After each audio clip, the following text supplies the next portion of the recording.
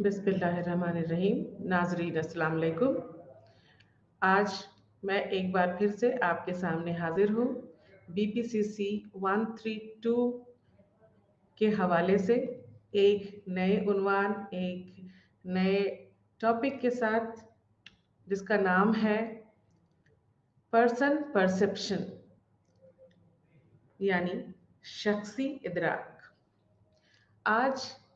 इस नए मजमून में हम समाजी नफ्सियात के एक ऐसे टॉपिक पर गुफ्तगू करेंगे जिससे हमारा ताल्लुक़ तो है ही, जाहिर सी बात है कि इससे हमारा ताल्लुक़ है। और ये हमारे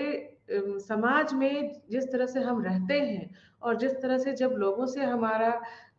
मिलना जुलना होता है और लोगों को समझने में ये जो उन्वान है वो हमारी बहुत मदद करता है। यानी कि जैसे कि अभी आपको मैंने बताया कि आज हम लोग शख्सी इदराक यानी कि पर्सन परसेप्शन के बारे में गुफ्तगू करेंगे। तो पर्सन परसेप्शन ऐसा परसेप्शन है, ऐसा इदराक है, इदराक से हम सब वाकिफ़ है। पहले भी आपके साथ हमने गुफ्तगू की थी और इदराक के बारे में काफ़ी मज़ीद गुफ्तगू हुई थी, जिसमें कि इदराक क्या है और कैसे हम ये काम करता है, इसके बारे में बातें हुई थी। लेकिन आज हम पढ़ेंगे शख्सी इदराक के बारे में। आज हमारी जो गुफ्तगू होगी वो शख्सी इदराक है। यानी कि जब हम शख्सी लफ्ज़ का इस्तेमाल करते हैं तो ज़ाहिर सी बात है कि शख्सी जब हम कहते हैं तो बेजान चीज़ों का ज़िक्र इसमें नहीं होता है। यानी कि जानदार, जिसमें हम किसी शख्स के बारे में, किसी इंसान के बारे में, उसके बारे में जब हम परसेप्शन करते हैं, उसके बारे में हम जब जानकारी लेना चाहते हैं, तो ये बेजान चीज़ों से ज़्यादा मुश्किल हो जाता है। क्योंकि बेजान चीज़ें तो जैसी हैं वैसी हमें दिखाई पड़ती हैं, वैसे ही वो बदलती नहीं हैं, उनमें कुछ और बातें नहीं होती हैं। लेकिन जो जानदार हैं, ख़ास करके इंसान को जो समझना या उनके बारे में जानकारी हासिल करना, ये बेजान चीज़ों से कहीं ज़्यादा मुश्किल होता है। इसलिए आज का जो ये उन्वान है वो हमारे लिए बहुत अहम है, बहुत ख़ास है और इसको समझना हमारे लिए बहुत ज़रूरी है। तो शख्सी इदराक में हम किसी इंसान के बारे में जानने की कोशिश करते हैं, और जब हम इंसान को, जिस समाज में हम रहते हैं वहाँ इंसानों से हमारा वास्ता पड़ता है और हम इंसानों के साथ ही हमारी ज़िंदगी आगे चलती है। तो जब इंसान को समझने की बात आती है तो इंसान का रवैया, उसके एहसासात, उसके इरादे, ये सब बातें उसमें शामिल होती हैं जब हम किसी इंसान को समझना चाहते हैं। सिर्फ बाहरी तौर पर देख करके किसी के बारे में हम कोई अंदाज़ा नहीं लगा सकते हैं, या अगर हम जो अंदाज़ा लगाते हैं तो वो अंदाज़ा सिर्फ बाहरी शक्ल सूरत पर वाबस्ता होती है या फिर उनके किसी और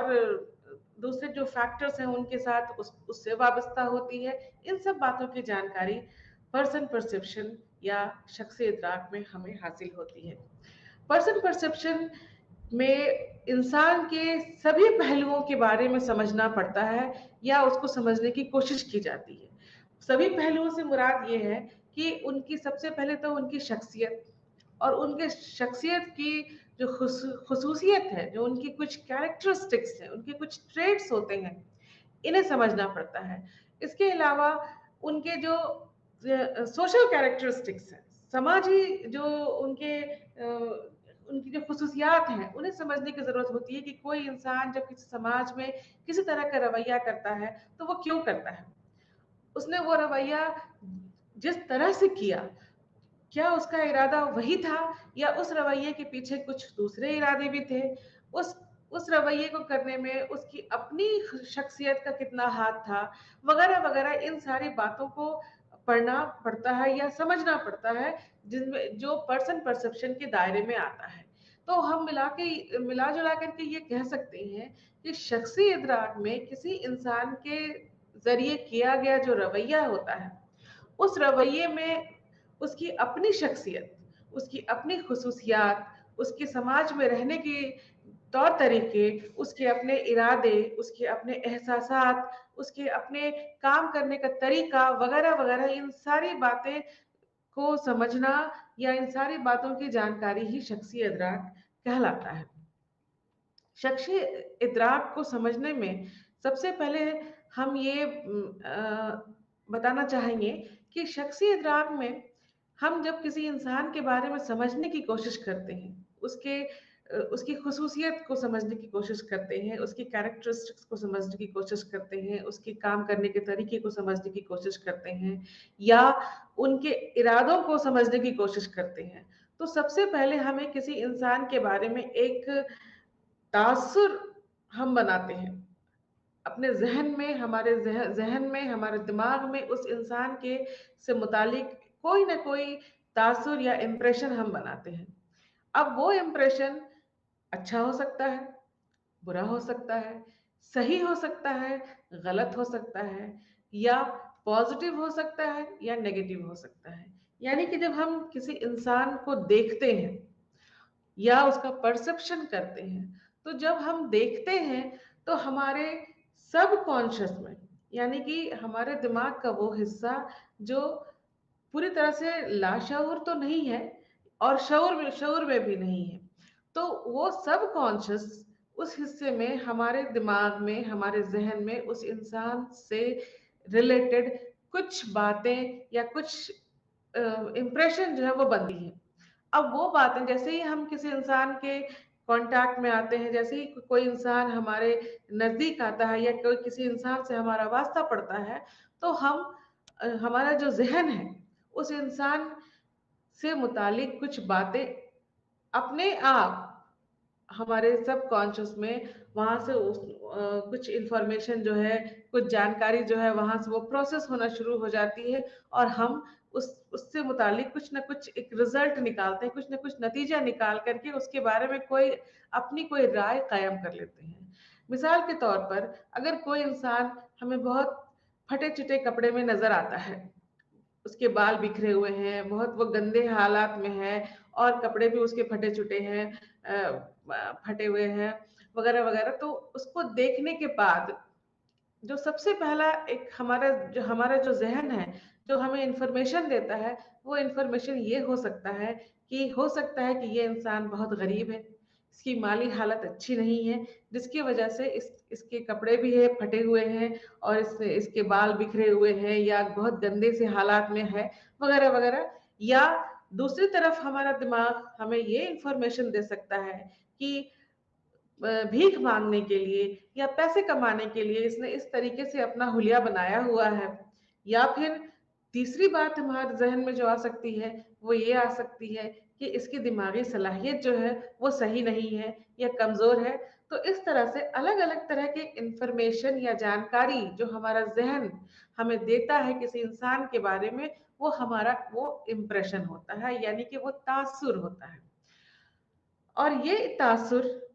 जो हम बनाते हैं, वो हम बनाते हैं सबसे पहले तो उसका बाहरी नया नक्श,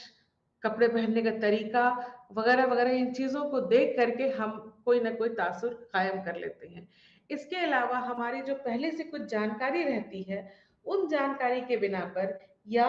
हम किसी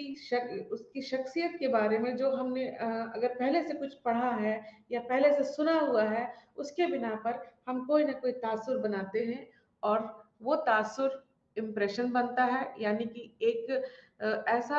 एक ऐसी तस्वीर बन जाती है हमारे ज़हन में उस इंसान के मुतालिक कि हम उसके बारे में फिर वैसे ही सोचते हैं या उससे जब भी हम मिलते हैं या बार-बार जब हमारा सामना उस इंसान से होता है, तो हम उसे अपने उस तासुर के हिसाब से ही उससे पेश आते हैं या उसके साथ अपना रवैया जो है वो कायम करते हैं। अब सवाल ज़हन में ये उठता है कि तासुर की तश्कील या तासुर क्या है? कैसे हम तासुर बनाते हैं? तासुर बनाने के लिए बहुत सारी बातें हैं। अभी जैसे हमने बताया कि हम समाज में रहते हैं, समाज में लोगों से हमारा वास्ता पड़ता है और समाज में कई तरह के लोग जो होते हैं, उनका अलग-अलग रवैया होता है। तो हम किसी इंसान के बारे में कोई तासुर कैसे बनाते हैं? कैसे हमारे ज़हन में किसी इंसान के बारे में कोई इम्प्रेशन बनता है? कैसे हम ये अंदाज़ा लगा सकते हैं कि वो इंसान अच्छा है, वो इंसान बुरा है, या वो बहुत ईमानदार है या वो बहुत बेईमान है, उससे हम, या बहुत वो गुस्से वाला इंसान है, या किसी इंसान से हमें कितना परहेज़ करना चाहिए, कितना मिलना-जुलना चाहिए। ये सारी बातें, बहुत सारी चीज़ें जो हैं, वो हम इस तासुर की वजह से ही बना पाते हैं। तो तासुर कैसे बनता है, इसके लिए हमारे पास बहुत सारे फैक्टर्स हैं, बहुत सारी वजह है, बहुत सारे रीजंस होते हैं, जिसमें कि सोशल स्कीमा या स्टीरियोटाइप और प्राइमेसी और रिसेंसी इफेक्ट वगैरह वगैरह चीजें शामिल हैं। सोशल स्कीमा का मतलब ये हो गया कि समाज में किस किस तरह के हम समाज में हैं, किस तरह के लोग वहाँ होते हैं, या उस समाज का रवैया क्या हो सकता है, इस बिना पर हम किसी के बारे में कोई राय कायम कर सकते हैं। जैसे कि अगर हमें ये पता चले कि कोई इंसान अमेरिका से आ रहा है, तो हमारा जो इम्प्रेशन होता है, तो वो इम्प्रेशन हिंदुस्तान के लोग के लोगों से अलग होगा। यानी कि हमें ये पता है कि अमेरिका का जो रहन सहन है, या अमेरिका के लोग जिस तरह से होते हैं, उनका जो जोग्राफिया है वो अलग ढंग का होता है। तो अगर जैसे ही ये पता चलता है कि वो इंसान अमेरिका से आ रहा है, तो हमारा जो इम्प्रेशन है वो ये होता है कि वो इंसान बहुत गोरा होगा, गोरा चिट्टा होगा, उसके पहनने का, कपड़े पहनने का जो तरीका होगा वो बहुत अलग होगा, वो बहुत टिप टॉप वाला होगा, वगैरह वगैरह चीजें हो सकती हैं। स्टीरियोटाइप में है कि हम पहले से कोई न कोई राय कायम करके रखते हैं, कि जैसे कि अगर हम ये सोचे कि आदिवासी जो लोग हैं, वो उस तरह के जो लोग होते हैं वो बहुत गंदे से या बहुत अच्छी शक्ल वाले नहीं होते हैं, या उनके उनके रहने सहने का तरीका बहुत अच्छा नहीं होता है, क्योंकि वो बहुत पिछड़े जगह से ताल्लुक रखते हैं। तो ये हमारा स्टीरियोटाइप हो सकता है। जरूरी नहीं है कि कोई कि सारे के सारे वो आदिवासी जितने भी लोग हैं वो इसी तरीके के हों, लेकिन हमारी जो राय पहले से बन जाती है, वो किसी इंसान के बारे में वो ये हो जाती है, वो स्टीरियोटाइप हो जाती है कि ये ऐसा ही होगा। या जैसे हम ये सोचें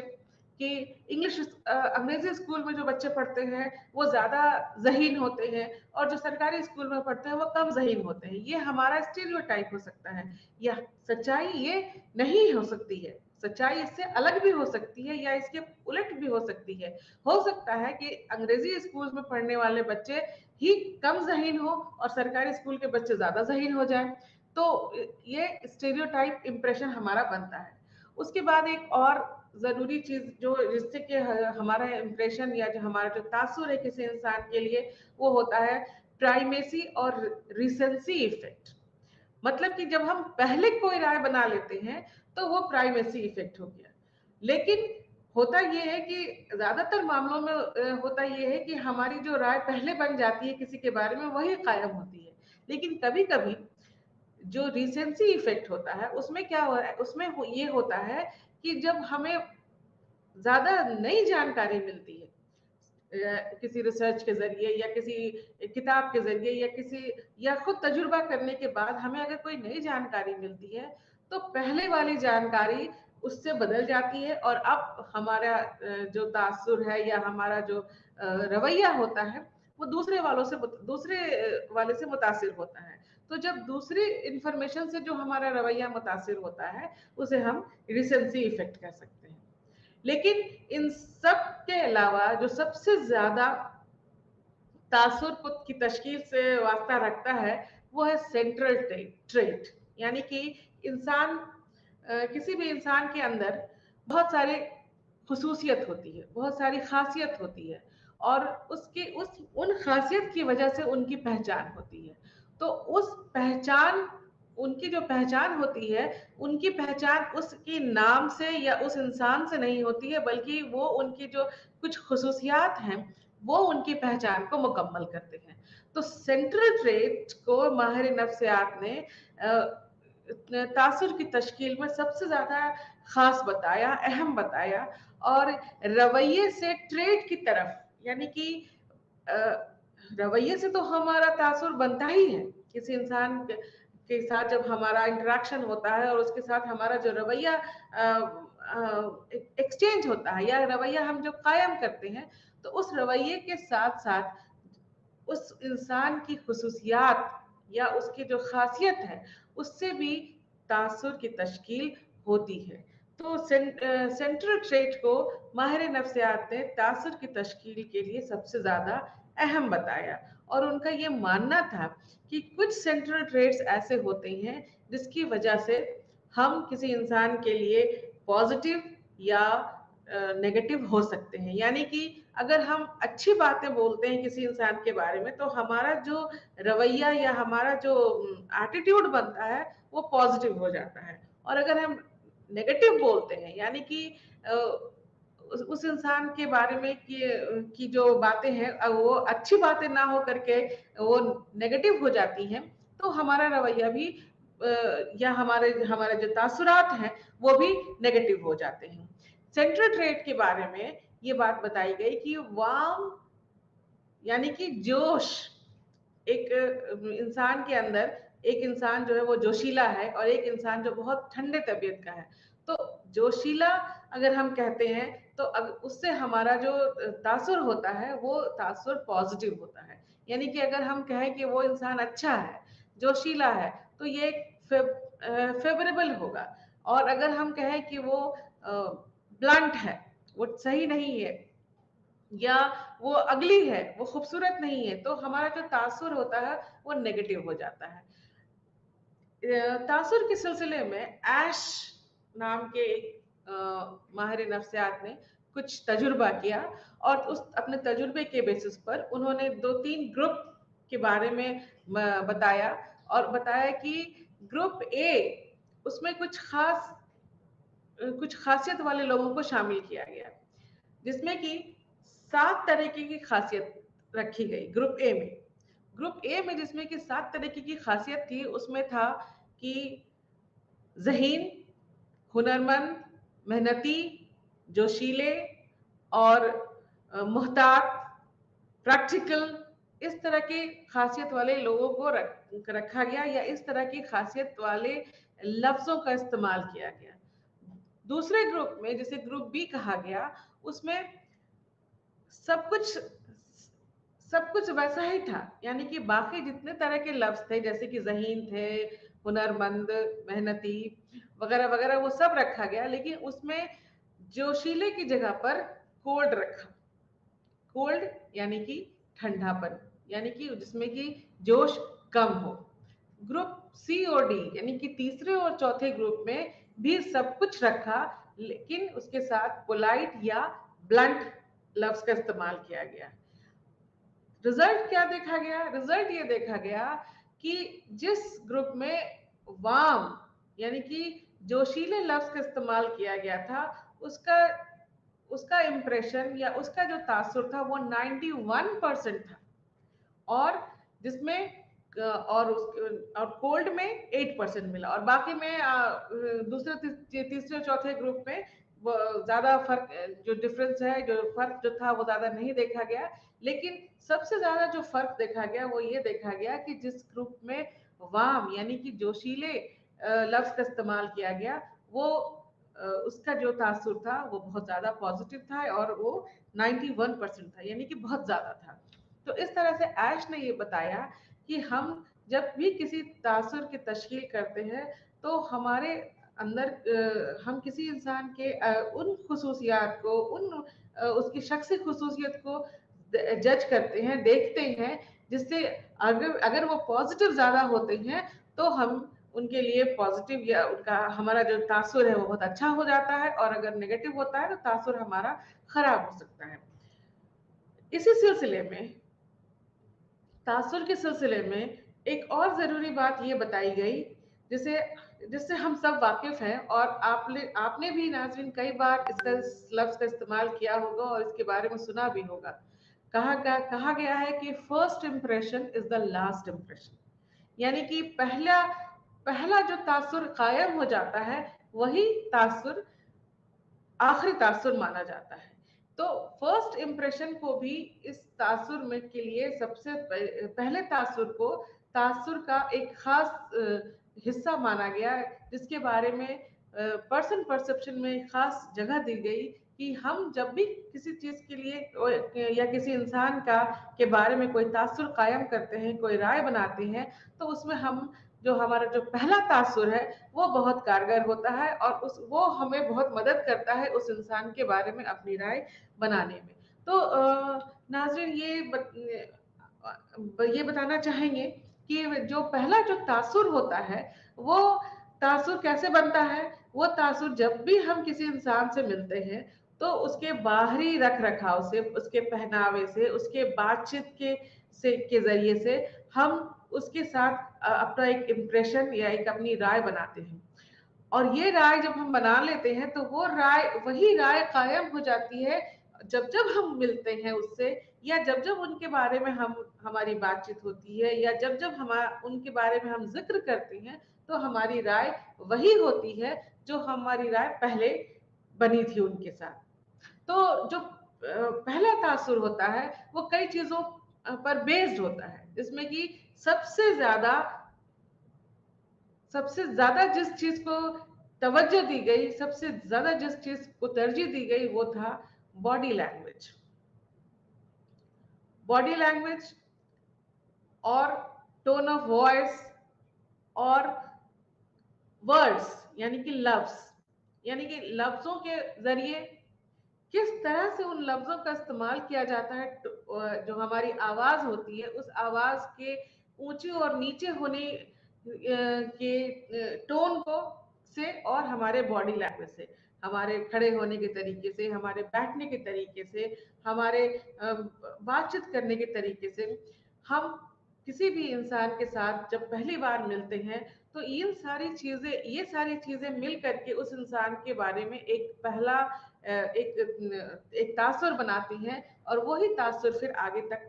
कायम रहता है। मिसाल के तौर पर, अगर किसी इंसान के साथ आपका ताल्लुक हुआ है और आपका जो जो तासुर उनके साथ बना वो ये हुआ कि वो इंसान बहुत ईमानदार है। अगर हमारा ये तासुर बन गया कि कोई इंसान बहुत ईमानदार है, तो बाद में अगर इस ईमानदारी में हमें कहीं कमी नजर आती है, या हमें लगने लगता है कि उसकी ईमानदारी में कुछ खोट हो रहा है, या कुछ वो कोई उसकी ईमानदारी कुछ कम हो रही है, तो हम ये नहीं कहते हैं कि वो इंसान बेईमान हो गया, या वो इंसान धोखा दे रहा है, या वो इंसान सच्चाई से का साथ नहीं दे रहा है। हम उसकी उस बेईमानी में, उसकी उस जो बेईमानी थी, या जो उसकी ईमानदारी में जो कमी आई थी, उसकी उसको हम नजरअंदाज करके ये कहते हैं कि जरूर उसकी कोई ना कोई वजह रही होगी, उसकी कोई माली हालत सही नहीं रही होगी, या उसमें कोई उसकी याददाश्त में कमी आ गई होगी, या हो सकता है वो भूल गया होगा, वगैरह वगैरह। इस तरह की बातों से हम अपने उस इंप्रेशन को बनाए रखते हैं, वो अपने उस तासुर को बनाए रखते हैं कि वो इंसान ईमानदार है। ये ऐसा इसलिए हुआ क्योंकि उस इंसान के साथ जो हमारा पहला तासुर था वो ये था कि वो ईमानदार है। तो हम बाद में उसके जरिए जो बेईमानी हो रही है, या उसमें उसकी ईमानदारी में जो कमी हमको नजर आ रही है, उसमें हम नेगेटिविटी नहीं देखते हैं, बल्कि उसकी उस नेगेटिविटी में हम उन चीजों को जगह देते हैं जो कि उसके उस पर्सनालिटी से, उसकी शख्सियत का हिस्सा हो सकती है। कि हो सकता है कि वो बीमार हो सकता है कि वो भूल गया हो, या वो हो सकता है कि उसकी कोई और मजबूरी रही होगी, उसके कोई हालात ऐसे रहे होंगे जिसकी वजह से उसकी ईमानदारी में कुछ कमी हो रही है। तो फर्स्ट इंप्रेशन अपने जगह पर वो काम करता है कि हम जब एक बार कोई राय किसी के लिए कायम कर लेते हैं तो वही चीज आगे तक चलती है। अब फर्स्ट इंप्रेशन के साथ भी ये बात, एक बहुत खास बात ये होती है कि पहले हम जो राय बना लेते हैं वही राय आगे तक चलती है। यानी कि इसमें भी प्राइमेसी और रिसेंसी इफेक्ट होता है। प्राइमेसी इफेक्ट उसे कहते हैं कि जब हम पहले बना लेते हैं जो राय, वो राय आगे तक चलती है। और रिसेंसी इफेक्ट होता है कि जो बाद में हम किसी के बारे में कोई राय बनाते हैं, उसे रिसेंसी इफेक्ट कहते हैं। फर्स्ट इंप्रेशन के बारे में प्राइमेसी इफेक्ट ही ज्यादातर काम करता है। यानी कि हम जो राय पहले बना लेते हैं वही फर्स्ट इंप्रेशन हमारा पहला तासुर होता है, और वही आगे तक चलता है। लेकिन यहाँ पर भी ये बात लागू होती है कि अगर बाद में जैसे जैसे कि अगर कोई मिसाल के तौर पर हम ये बात बताएं कि अगर हमने किसी के लिए ये राय बनाई है, किसी के साथ हमारा ये पहला तासुर हुआ कि वो बहुत ईमानदार है और उसकी काफी अरसे तक हमारा उससे कोई ताल्लुक नहीं रहता है, उस इंसान से काफी अरसे तक हमारा कोई ताल्लुक नहीं रहता है, तो बाद में जब दूसरा दूसरा जो इंफॉर्मेशन हमें मिलता है, जो दूसरी जो जानकारी हमें मिलती है या जो दूसरा जो तजुर्बा होता है, वो अगर जितना ज्यादा नया होता है, वो नया तजुर्बा पहले की जगह ले लेता है। यानी कि तब वो राय जो कि ये बनी थी कि वो इंसान बहुत ईमानदार है, लेकिन चूंकि वो बहुत पहले की राय थी और अब जो नई जानकारी हमें मिली, वो उस जानकारी के वो जानकारी हमें ये बताता है कि वो इंसान पहले कभी ईमानदार था लेकिन अब नहीं है। तो ये दूसरी वाली जानकारी से हम उस इंसान के लिए हमारा जो तासुर है वो बदल जाता है और रिसेंसी इफेक्ट जो है वो काम करने लगता है। तो प्राइमेसी इफेक्ट और रिसेंसी इफेक्ट के जरिए हम किसी इंसान के मुतालिक जो तासुरात है हमारे, वो हम कायम करते हैं। ज्यादातर मामलों में प्राइमेसी इफेक्ट ही काम करता है, लेकिन रिसेंसी इफेक्ट का भी अपना काम होता है। पहला जो इम्प्रेशन होता है वो ये होता है कि अगर आप किसी ऑफिस में काम करने के लिए गए और पहले दिन ही अगर आपको अपने बॉस से, अपने मालिक से डांट फटकार मिल गई, तो आपका जो पहला तासुर है वो अपने मालिक के लिए, अपने बॉस के लिए नेगेटिव होगा, वो पॉजिटिव नहीं होगा। इसलिए नहीं होगा क्योंकि बाद में कितना भी पॉजिटिव होता है, लेकिन पहले दिन का जो तजुर्बा रहा वो बहुत खराब था या बहुत नेगेटिव था, इसलिए आपका जो तजुर्बा है वो नेगेटिव ही रहेगा उनके साथ। अगर आप किसी ऐसे माहौल में गए हैं या किसी ऐसे तकरीब में हैं, किसी शादी ब्याह में है या किसी के सालगिरह के फंक्शन में है, तो वहां पर अगर आप जाते हैं और आपके साथ अच्छा सलूक न हुआ हो, तो आप वहां के लिए आपका जो इम्प्रेशन होता है, वो जो तासुर होता है वो नेगेटिव होता है, या ना वो ना जिसको हम कह सकते हैं कि नागवार होता है, वो इम्प्रेशन या तासुर जो है वो बन जाता है। इसके अलावा अगर इसके उलट, अगर आप किसी इंसान से पहली बार मिले और जैसे ही आप मिलते हैं उनके साथ आपका जो इंटरेक्शन है, जो मेल जोल है, वो बहुत खूबसूरत होता है या बहुत अच्छा होता है, तो उस इंसान की हजार खामियों के बावजूद आपका जो तासुर है वो अच्छा होता है या पॉजिटिव बन जाता है। यानी कि फिर आप उस इंसान के बारे में जो अपनी राय बनाते हैं वो पॉजिटिव बनाते हैं। तो फर्स्ट इंप्रेशन या जो पहला तासुर होता है वो किसी इंसान को समझने में या किसी इंसान के बारे में कोई राय कायम करने में अपना एक अहम रोल अदा करता है। अब पर्सन परसेप्शन के मामले में जब ये बात आती है कि हम किसी इंसान के रवैये को समझते हैं, उसके इरादों को समझते हैं, वो किसी तरह का रवैया क्यों कर रहा है, इसकी वजह को खोजते हैं, तो इस सिलसिले में एक लफ्ज और यहाँ पर आपके सिलेबस में है और वो है इंतसाब, यानी कि एट्रीब्यूशन। एट्रीब्यूशन किसी भी इंसान के बारे में, किसी भी इंसान के जरिए किए हुए काम के बारे में ये बताता है कि वो काम क्यों हुआ या वो इवेंट या वो हालात जो है वो क्यों हुए। तो एट्रीब्यूशन या इंतसाब जिसे हम कहते हैं, वो ये बताता है कि कोई भी काम या कोई भी जो भी हम रवैया वो करते हैं वो क्यों करते हैं, वो और इसको करने के लिए माहिर नफ्सियात ने दो तरह के फैक्टर्स को बताए। एक को सिचुएशनल फैक्टर बताया। सिचुएशनल फैक्टर का मतलब हुआ कि हमारे माहौल में, हमारे एनवायरमेंट में जितने तरह के फैक्टर हैं वो उसके लिए जिम्मेदार होते हैं। और दूसरे तरह के जो फैक्टर होते हैं वो हमारे अपने अंदर होते हैं, यानी कि हमारे अपनी खुसूसियात, हमारे अपना मिजाज, हमारा अपना रवैया, ये सब चीजें जो है वो जिम्मेदार होती हैं किसी भी काम को करने के लिए। तो एट्रीब्यूशन या इंतसाब किसी भी इंसान के ज़रिए किए गए काम के बारे में बताता है, उस काम के बारे उसको उस काम की वजह को, उसके रीज़न को, या कोई भी जो हालात हैं वो हालात क्यों हैं, उसको उसको वो एक्सप्लेन करता है, उसके बारे में डिटेल से जानकारी देता है। और इसके लिए दो रीज़न है, दो फैक्टर्स हैं। एक है सिचुएशनल फैक्टर और दूसरा है डिस्पोजिशनल फैक्टर।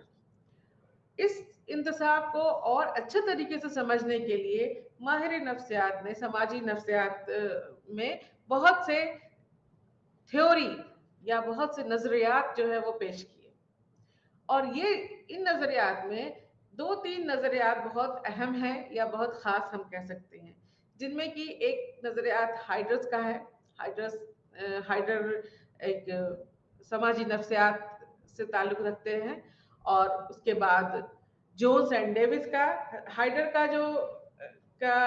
जो नजरिया है उसे हाइड्रस नर्व साइकोलॉजी थ्योरी कहा जाता है। उसके बाद जोन्स एंड डेविस ने अपने अपने तरीके से इसे पेश किया, जिसे कॉरस्पॉन्डेंस इन्फरेंस थ्योरी कहा जाता है। और केली ने कोवेरिएशन मॉडल पेश किया। केली का कोवेरिएशन मॉडल है जिससे कि इंतसाब के अलग अलग नजरिए के बारे में जानकारी मिलती है। तो इसमें हाइडर, जोन्स एंड डेविस और केली के जो नजरियात हैं उसे यहाँ पर हम उसके बारे में गुफ्तगू करेंगे और उसे आपके सिलेबस के हिसाब से वो यहाँ पर हम उसकी उसकी चर्चा करेंगे। तो हाइडर्स की जो थ्योरी है या हाइडर्स का जो नजरिया है, तो हाइडर ने 1944 में सबसे पहले इसे पेश किया। 1944 में उन्होंने इसे पेश किया और ये बताया कि कॉमन सेंस, यानी कि हम जब कोई हमारे माहौल में या हमारे आसपास जब भी कोई किसी तरह का रवैया पेश होता है या कोई इंसान को किसी तरह कोई काम करता है या कोई हालात ऐसे बनते हैं, तो हम अपने तरीके से उसके बारे में अंदाजा लगाते हैं। तो अपने तरीके से जब अंदाजा लगाते हैं तो वो अंदाजा लगाते हैं इस तरह से कि दोनों तरह की फैक्टर इसमें हम शामिल करते हैं, यानी कि सिचुएशनल फैक्टर, यानी कि हमारे माहौलियात से जो ताल्लुक रखते हैं फैक्टर वो, और हमारे इंटरनल फैक्टर जो किसी इंसान से ताल्लुक रखते हैं, उन दोनों तरीके के फैक्टर को हम अपनाते हैं। और इसको कॉमन सेंस के जरिए हम ये देखते हैं कि कोई भी अगर हालात बने हैं या किसी भी तरीके का रवैया हो रहा है, तो उसके पीछे कौन सा फैक्टर काम कर रहा है या उसके पीछे कौन सी वजह हो सकती है, या किस वजह से, किस रवैये से, किस वजह से कौन सा रवैया आ रहा है, पेश आ रहा है, ये सारी चीजें हाइडर ने बताया कि जिसे उन्होंने कॉमन सेंस कहा कि इंसान अपने जहन से अपने तौर पर अब किसी भी काम के वजह को, किसी भी काम, कोई भी काम क्यों हो रहा है, उसका असर क्या होगा, या उस काम की वजह क्या है, ये उस काम से क्या क्या चीजें जो है वो रिलेटेड हैं, ये सारी चीजें जो है उस सिचुएशनल फैक्टर और डिस्पोजिशनल फैक्टर दोनों से ताल्लुक रखता है। यानी कि दोनों को मिला करके या दोनों को ही उसकी वजह की उस काम की वजह के तौर पर इस्तेमाल किया जाता है कि ये अगर कोई काम हो रहा है तो वो काम जो है, जैसे कि मिसाल के तौर पर हम यहाँ पर ये ले लें कि किसी इंसान को बहुत गुस्सा आता है, गुस्सा आ रहा है, हम ये अगर देख रहे हैं कि कोई इंसान जो है वो बहुत गुस्से में बात कर रहा है, या उसे बार बार गुस्सा आ रहा है, या वो गुस्से वाला रवैया जो है वो पेश करता है हमेशा, तो यहाँ पर हम हाइडर के हिसाब से ये देखा जाएगा कि क्या उस इंसान के अंदर ही इस तरीके की खुसूसियात है कि उसे गुस्सा आता है, या फिर कुछ हालात ऐसे हैं जिस हालात की वजह से उसे गुस्सा करना पड़ रहा है। तो यहाँ पर ये जो मिसाल है वो हाइडर के थ्योरी, जिसे नैव साइकोलॉजी थ्योरी कहा जाता है, उसका एक मिसाल होगा जिसमें कि दोनों वजहों के मार्फत हम ये सोच सकते हैं या उस रवैये को समझने की कोशिश कर सकते हैं।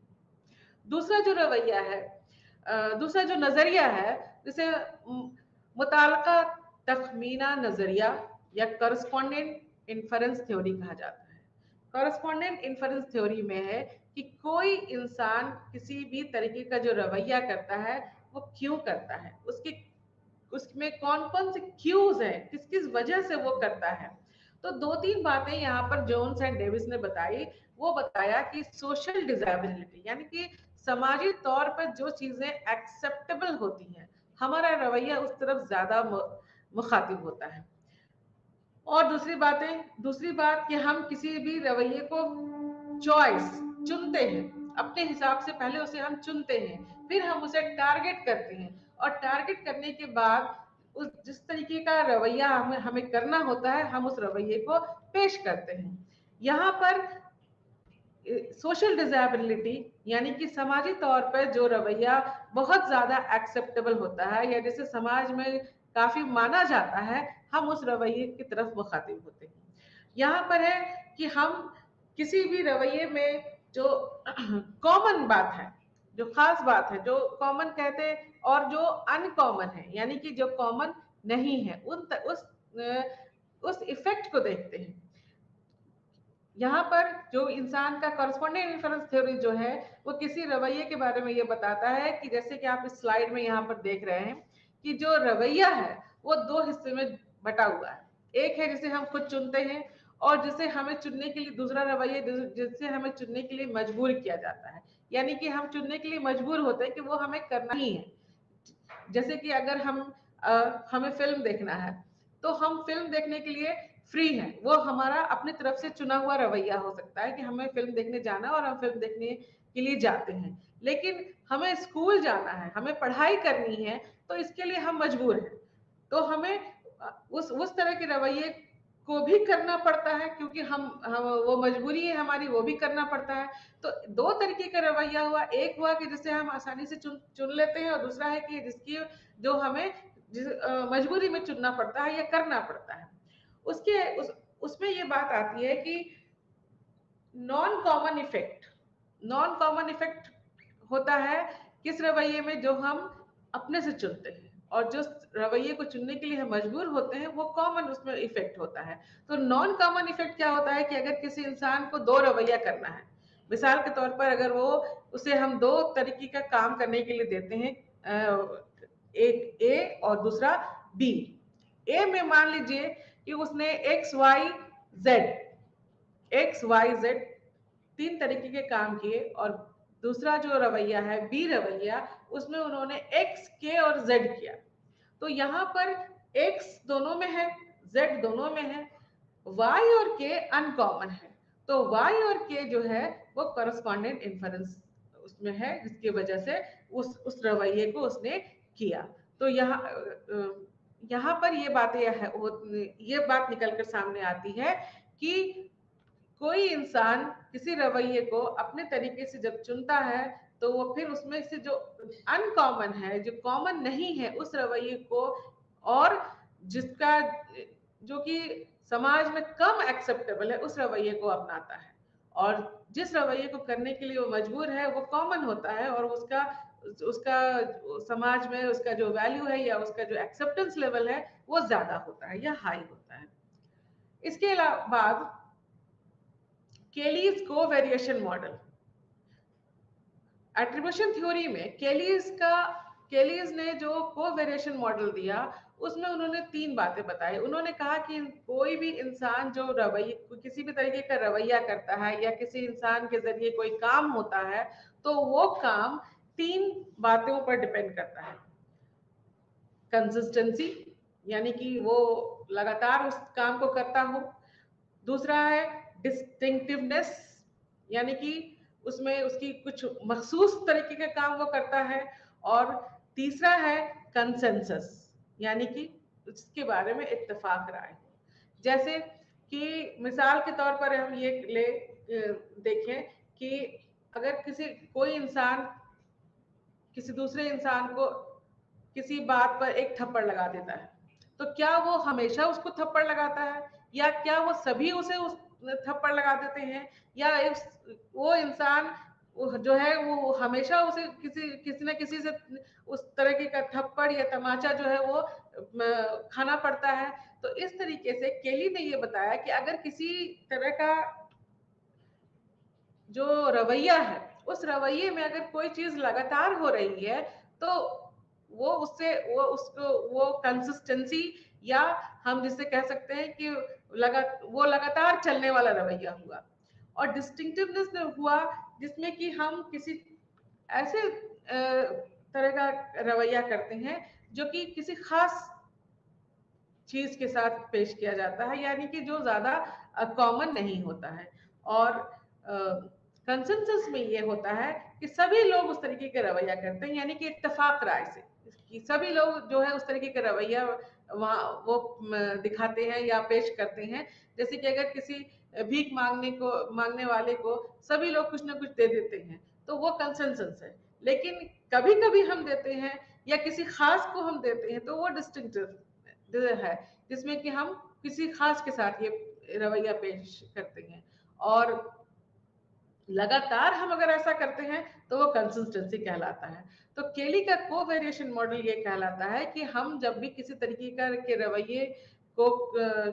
करते हैं या किसी भी तरह का रवैया करना पड़ता है हमें, तो उसमें ये दो तीन चीजें खास तौर पर शामिल होती हैं, जिसके बिना पर या जिसकी वजह से एट्रीब्यूशन थ्योरी उस वजह को खोजता है कि हम किसी रवैये को क्यों कर रहे हैं। तो उस रवैये को करने की वजह ये तीन बातें हो सकती हैं, जिसे केली ने कंसिस्टेंसी, डिस्टिंक्टिवनेस और कंसिस्टेंस के तौर पर नाम दिया। केली के कोवेरिएशन मॉडल के बाद इंतसाब का एक और बहुत इंटरेस्टिंग मॉडल है, जिसे कामयाबी और नाकामी का मॉडल कहा जाता है, जिसे वाइनर एट्रीब्यूशन मॉडल कहते हैं। वाइनर, चूंकि इसे वाइनर ने दिया था, इसलिए इसे हम वाइनर्स एट्रीब्यूशन मॉडल कहते हैं। यहाँ पर ये बातें हैं कि कामयाबी और नाकामी के लिए कौन सी वजह होती है। क्या वो वजह किसी इंसान के अपने उसके अंदर की जो खुसूसियात है वो है, या वो माहौल या वो हालात हैं जिसकी वजह से वो इंसान किसी काम को कामयाबी या नाकामयाबी के तौर पे कर रहा है। मिसाल के तौर पे अगर कोई टीम जीतती है, तो क्या उस टीम के अंदर की जो अपनी क्वालिटी है उसकी वजह से वो जीत रही है, या वैसा माहौल उसे मिल गया कि सामने वाला जो दूसरी टीम थी वो कमजोर थी, इसलिए वो टीम जीत गई, या उस टीम को सिखाने वाले जो थे वो बहुत ज्यादा काबिल थे, जिन्होंने उनको उस ढंग से ट्रेन किया कि वो टीम जीत गई, वगैरह वगैरह। ये बहुत सारी बातें होती हैं जिसकी वजह से को किसी भी रवैये के कामयाबी या नाकामयाबी का नाकामयाबी के लिए जो जिम्मेदार होता है। इसमें वाइनर्स ने चार तरीके की बातें बताई या चार फैक्टर को जरूरी बताया, जैसे जिसमें एबिलिटी, टास्क डिफिकल्टी और एफर्ट और लक। एबिलिटी में इंसान की अपनी खसूसियात आ जाती हैं, जिससे कि कोई भी इंसान अगर किसी अपनी वजह से, यानी कि अपने खसूसियात की वजह से उसे कोई कामयाबी मिलती है। या दूसरी तरफ है टास्क डिफिकल्टी, यानी कि कोई काम अगर बहुत मुश्किल होता है जिसकी वजह से नाकामयाबी हुई। अगर उसके अलावा एफर्ट, जो कि कामयाबी की तरफ ले जाता है, यानी कि हम जितनी कोशिश करते हैं तो हमें कामयाबी मिलती है। और एक है लक, कि अगर लक आपका साथ जब दे देता है तो आप कामयाब हो जाते हैं, और अगर लक साथ ना दे तो हम कामयाब नहीं होते हैं। इसे वाइनर ने स्टेबिलिटी और अनस्टेबिलिटी में भी बांटा। स्टेबिलिटी के लिए उन्होंने बताया कि स्टेबिलिटी, अगर हम किसी तरीके का जो इंटरनल फैक्टर होते हैं और एक्सटर्नल फैक्टर होते हैं, ये दोनों मिलकर के स्टेबिलिटी और अनस्टेबिलिटी बनाते हैं। स्टेबल फैक्टर में आ गया कि अगर हम कोई काम करते हैं और वो हमारे ट्रेड से, हमारे खुसूसियात से मुतालिक हैं, या उसके लिए हमारे खुसूसियात जिम्मेदार होते हैं, तो वो स्टेबल फैक्टर होते हैं। एफर्ट, कोशिश या लक जो है वो अनस्टेबल फैक्टर, क्योंकि वो कोशिश हमारी कभी कम भी हो सकती है, लक हमारा कभी साथ भी दे सकता है और नहीं भी दे सकता है। तो वाइनर ने इसके लिए बताया कि हमारी जो अपनी एबिलिटी होती है वो इंटरनल यानी कि हमारे अंदर की एबिलिटी होती है, हमारे किसी भी इंसान के अंदर होती है वो, और वो स्टेबल होती है, यानी कि उसमें बदलाव नहीं होता। अगर हम मेहनती हैं तो हम हर बार मेहनती होंगे, हम बार बार वो मेहनत करेंगे। अगर हम ईमानदार हैं तो हम बार बार ईमानदारी से पेश आएंगे। और एक्सटर्नल जो क्वालिटी है वो जैसे टास्क डिफिकल्टी, अगर कोई काम मुश्किल होता है तो वो काम बार बार मुश्किल है, वो भी स्टेबल है। यानी कि मुश्किल है तो वो बार बार सबके लिए मुश्किल है। अगर वो काम मुश्किल है अगर किसी एक इंसान के लिए, तो वो दूसरे इंसान के लिए भी मुश्किल हो सकता है। लेकिन वाइनर ने बताया कि एफर्ट और लक जो है वो अनस्टेबल होते हैं। एफर्ट यानी कि हमारी कोशिश कभी कम हो सकती है, कभी ज्यादा हो सकती है। अपनी एबिलिटी के साथ हो सकता है कि हम जब कम एफर्ट लेते हैं, यानी कि कम कोशिश करते हैं, तो हम नाकामयाब हो जाते हैं। और उसी एबिलिटी के साथ अगर जब हम ज्यादा एफर्ट करते हैं, ज्यादा कोशिश करते हैं, ज्यादा मेहनत करते हैं, तो हम कामयाब हो जाते हैं। इसी तरीके से लक, अगर हम जो हमारा हमें काम दिया गया है या जिस काम को हमें करना है, उस काम को करने में अगर हमारा लक साथ दे जाता है, तो डिफिकल्ट होते हुए भी, मुश्किल काम होते हुए भी, कभी कभी लक अगर साथ दे देता है, किस्मत हमारे साथ हो जाती है, तो हम उस काम को करके निकल जाते हैं और हम कामयाब हो जाते हैं। लेकिन जब लक साथ ना नहीं देता है, हमारी किस्मत साथ नहीं देती है, तो वो मुश्किल काम भी जो है वो मुश्किल काम और मुश्किल हो जाता है और हम नाकामयाब हो जाते हैं। तो यहाँ पर वाइनर ने बताया कि हम जब किसी भी काम को जब हम करते हैं, तो उस काम को करने के लिए कुछ फैक्टर्स होते हैं जो हमें उस काम को अच्छे तरीके से या तो करवा देते हैं, और जब करवा देते हैं तो हम कामयाब हो जाते हैं, और जब नहीं करवा पाते हैं तो हम नाकामयाब हो जाते हैं। इसके लिए एबिलिटी, टास्क डिफिकल्टी, एफर्ट और लक को उन्होंने जरूरी बताया।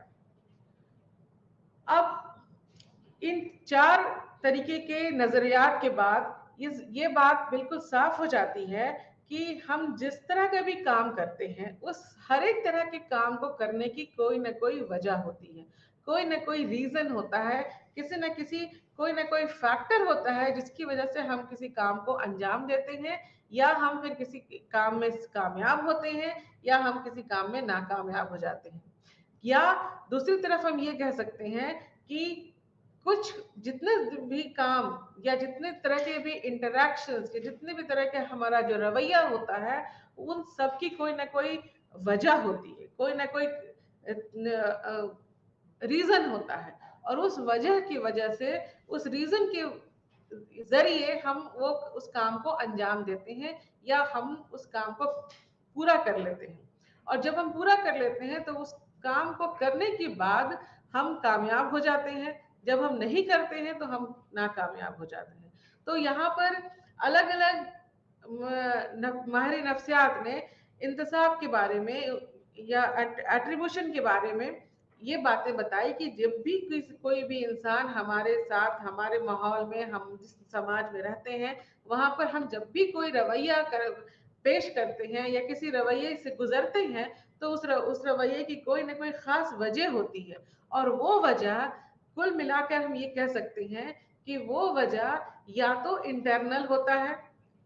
पर्सनल हो सकता है। पर्सनल कहने का पर्सनल से मुराद ये है कि कोई वो वजह किसी इंसान के इंटरनल ट्रेट से, इंटरनल खुसूसियात से ताल्लुक हो सकता है, या फिर सिचुएशनल ट्रेट से, यानी कि माहौल, हम जिस माहौल में हैं उस माहौल में वो ऐसे कुछ हालात हो जाते हैं जो हमें किसी न किसी तरह के काम को करने के लिए मजबूर करते हैं। जैसे हम अगर कभी गुस्सा कर रहे हैं या कहीं किसी के साथ गलत तरीके से पेश आ रहे हैं, तो जरूरी नहीं है कि वो वजह हमारे अंदर की वजह से हो रही है, या हमारे ट्रेट या हमारे खुसूसियात ऐसी है। कभी कभी ऐसे हालात बन जाते हैं कि हमें उस तरीके का रवैया करना पड़ता है, और फिर उस रवैये की वजह जो है वो हमारा पर्सनल ट्रेट या इंटरनल ट्रेट ना होकर के सिचुएशनल ट्रेट हो जाता है। इंतसाब में ये सारी बातें जो है उनके बारे में अच्छे से चर्चा की गई है। और अब इंतसाब में कुछ गलतियां और तासुबात, जिसे हम कहते हैं एरर्स एंड बायसेस, वो भी शामिल होते हैं, जिसकी वजह से अलग अलग तरह के रवैये जो है वो देखने को मिलते हैं। एरर्स और बायसेस के बारे में, बहुत सारे एरर्स और बायसेस हैं जिनमें कुछ खास जो एरर्स हैं वो है fundamental attribution error, actor observer bias, self serving bias वगैरह वगैरह। यानी कि कुछ इस तरीके के तासुबात होते हैं। अब सवाल ये है कि तासुबात क्या होते हैं? तासुबात ये होते हैं कि गलत वजह या गलत जानकारी की वजह से हम कोई रवैया अगर करते हैं तो वो एट्रीब्यूशनल बायसेस कहलाता है, या गलती से हम किसी काम को कर देते हैं तो वो एट्रीब्यूशनल बायसेस कहलाता है, या इंतसाबी तासुबात कहलाता है। इसमें सबसे पहले जिस बायस के बारे में या जिस गलती के बारे में हम लोग गुफ्तगू करेंगे वो है फंडामेंटल एट्रीब्यूशन एरर। फंडामेंटल कहने का मतलब ही होता है कि बेसिक, और जब बेसिक की बात ये करते हैं तो सबसे पहले जो बात जहन में आती है वो ये आती है कि बेसिक हमारे अंदर होता है। यानी कि इंसान के अंदर, किसी भी इंसान का जो जो ट्रेट होता है, जो उसकी खुसूसियात होती है, जो उसकी अपनी जो टेंडेंसी होती है, उसकी वजह से जो कोई काम होता है उसे हम फंडामेंटल एट्रीब्यूशन एरर कहते हैं। यानी कि फंडामेंटल एट्रीब्यूशन एरर में सिचुएशनल फैक्टर कम खास होता है, कम इंपॉर्टेंट होता है, इंटरनल फैक्टर ज्यादा इंपॉर्टेंट होता है। यानी कि हमारा जो रवैया होता है, हम जब किसी काम को करते हैं तो उसको करने में हमारे इंटरनल फैक्टर ज्यादा अपना रोल निभाते हैं, ना कि सिचुएशनल फैक्टर निभाते हैं। इसलिए फंडामेंटल एट्रीब्यूशन एरर इसे कहा जाता है कि इसमें चूंकि इंसान के वो किसी भी इंसान का अपना ट्रेट होता है, अपनी खुसूसियात होती है, इसलिए इसे फंडामेंटल एट्रीब्यूशन एरर कहा जाता है। जैसे कि आप इस स्लाइड में देख रहे हैं कि यहाँ पर जो है वो एक अंडा, टूटा हुआ अंडा है, फूटा हुआ अंडा है यहाँ पर, जिसकी जर्दी बाहर है और छिलका दूसरी तरफ है। तो ये हुआ, ये क्यों हुआ, ये कैसे हो, ये रवैया क्यों हुआ, ये हमारी वजह से हुआ। इसके लिए कोई सिचुएशन जो है वो जिम्मेदार नहीं होता है। इसके बाद दूसरा है the actor observer bias. Actor observer bias में क्या बात खास है जिसे समझने की जरूरत है, कि यहाँ पर यह है कि हम अपनी कामयाबी के लिए अपने को जिम्मेदार बना लेते हैं, और या दूसरे लफ्जों में हम ऐसे आपको ये समझा सकते हैं कि जब हम कोई काम करते हैं तो हम उसे सही ठहराते हैं, और जब दूसरे उसी काम को करते हैं तो हम उसमें कुछ गलतियां या कुछ कमियां निकालते हैं। जैसे कि अगर आपने सड़क के किनारे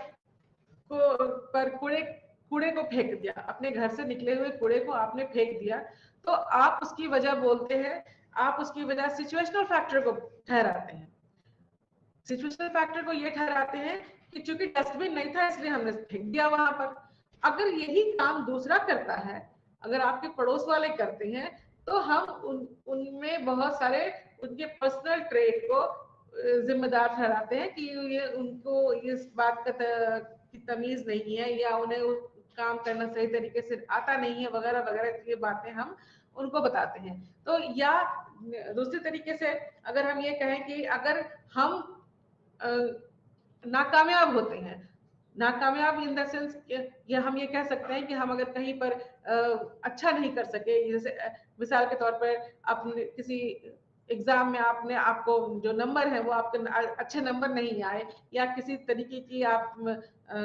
खरीदारी कर रहे हैं, अगर वहां पर अगर आप अच्छे से खरीदारी नहीं कर सके वगैरह वगैरह, तो उसमें हम जिम्मेदार ठहराते हैं सिचुएशनल फैक्टर को। यानी कि हमारे बाहरी जो फैक्टर हैं, हमारे जो बाहरी हालात होते हैं, हम उन्हें जिम्मेदार ठहराते हैं कि उन हालातों की वजह से हम ऐसा नहीं कर सके। यानी कि हम अपने अंदर के जो ट्रेट है, हमारी जो खुसूसियात हैं, उसको कभी भी इसके लिए हम जिम्मेदार नहीं ठहराते हैं, और हम ये अपने हालात को, अपने अपने माहौल को इसके लिए जिम्मेदार ठहराते हैं कि चूंकि ऐसा माहौल था, ऐसे हालात थे, इसलिए ऐसी चीज हो गई, ऐसी गलती हो गई, या ऐसा काम हो सका। लेकिन अगर वही रवैया दूसरे जब करते हैं तो हम उनके जरिए किए गए काम को, उनके जरिए किए गए रवैये को सिचुएशनल न ठहरा करके इंटरनल या डिस्पोजिशनल ठहराते हैं। यानी कि हम ये कहते हैं कि उनके अंदर ये कमी थी। हम अगर अपने इम्तिहान में पास नहीं होते हैं या हमें अच्छा नंबर नहीं आता है तो हम इसके लिए जिम्मेदार उस स्कूल की पढ़ाई को या उसके उस तरीके के सवालात को ठहराते हैं जो कि एग्जाम में पूछे गए थे वगैरह वगैरह। लेकिन जब जो अगर मेरा दोस्त अगर वो फेल हो जाता है या उसे अच्छे नंबर नहीं आते हैं तो हम ये कहते हैं कि उसे उसकी जहनियत ही कमजोर है या उसने बहुत ज्यादा मेहनत नहीं की या जिसकी वजह से वो फेल हो गया। लेकिन अपने साथ हम इन बातों को शामिल नहीं करते हैं। इसे एक्टर ऑब्जर्वर बायस कहा जाता है।